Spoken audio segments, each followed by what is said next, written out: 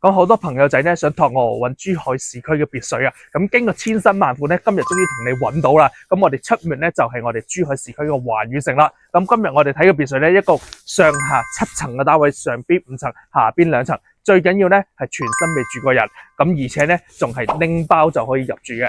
咁呢邊咧就係我哋花園嘅前花園嘅位置啦。咁入戶門咧咁樣嘅樹啊，同埋羅漢松啊，都已經全部做好晒。咁呢個就係我哋入戶門啦。咁入到嚟咧，呢邊就係我哋入戶嘅大位置。咁呢邊咧經過我哋嘅花園，而且呢個花園咧，因為成套單位係3面都係單邊嘅，所以有前面側花園同埋後邊花園。咁仲有咧，因為呢個業主前面咧佢種呢個就綠化比較多嘅。咁其實如果你將綠化拆咗佢，成個花園打通開咧，就非常之大氣啦。你睇成個花園幾大？呢邊就係我哋客廳都可以借出到嚟嘅。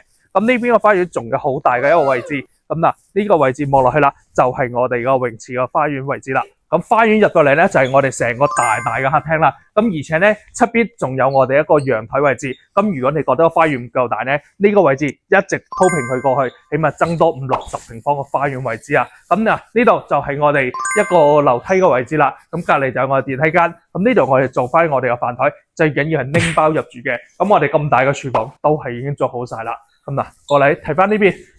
嗱，我哋電梯嘅位置，咁直接上去都得。咁呢個就係頭先我哋入戶嘅位置啦。咁前面呢度都有翻個入戶花園係位置嘅。咁呢度就係我哋嘅玄關啦。咁你將啲所有嘅鞋櫃啊，全部都已經做好，就可以喺呢度。咁我哋落下邊再睇睇。咁樣落到我哋負1樓啦。負1樓咧，成層都係做咗我哋功能區嘅。咁可以出嚟睇翻我哋呢個生活圈子呢度。嗱，就係我哋嘅泳池啦。咁呢個泳池都夠晒你玩噶啦。咁而且咧呢邊做咗我哋一個休息區啦，而且入邊仲做埋我哋嘅健身房。咁呢個成個空間都係非常之大嘅，而且你見得到啦，採光都非常之好啊。咁呢邊入到嚟呢度咧就做咗我哋玄關後邊咧就係有我哋一個紅酒室嘅，而且呢個紅酒室咧都全部已經同你做好晒啦，就差你準備你嘅酒擺入去。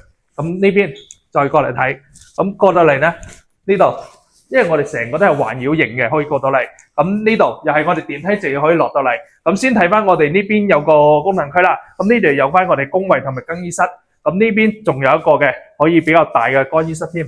咁再入嚟呢個就係我哋個休閒區啦，梳化、麻雀台都準備好。咁你中意就算擺翻個桌球台喺度都夠晒你玩啦。咁再入嚟呢邊咧就係做咗我哋嘅影音室嘅。咁呢度都會有翻個比較大嘅玄關。再落翻嚟咧，就係我哋成個家庭影音啊，喺度睇電影、唱 K， 非常之舒服，係咪先？喺淨拎幾支紅酒過到嚟，坐翻喺度，就咁嘆下，每一晚都非常之舒服啦，而且隔音都同你做得非常之好啊！咁各位老細，非常之適合你嘅。咁呢度就係我哋負2層啦，負2層咧做咗我哋一個小客廳咧，有陽台，咁呢邊保姆房啦，有埋我哋嘅廚房、公衛。咁再出嚟呢邊咧，就係我哋嘅車庫位置啦。咁我哋嘅車庫咧個空間其實都比較大嘅。如果你台車細少少嘅話，可以停到3台車都冇問題。咁呢邊仲有埋我哋雜物房，咁成個捲閘咧都同你做好咗啦。咁呢邊就係我哋電梯間。咁我哋上邊咁多層咧，每層都有一個套房嘅，一共有去到8個套房，再加埋頂樓咧就係我哋一個天台位置。咁一共7層，上邊5層，下邊2層，咁樣嘅單位喺珠海市區真係好稀缺。咁如果需要詳細資料咧，點個頭像。